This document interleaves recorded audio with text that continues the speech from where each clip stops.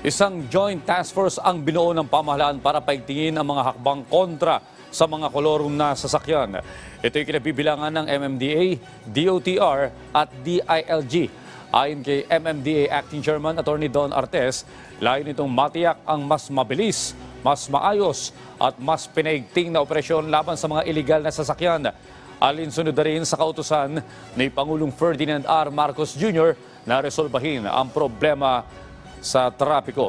Paliwanag ni DOTR Secretary Jaime Bautista, kung mapabawasan ng 90% ang mga kolorum sa kalsada, makakatulong ito para maibsan ang pagbibigat ng trapiko at matiyak na tanging mga lehitimong transport operators lamang ang babiyahe.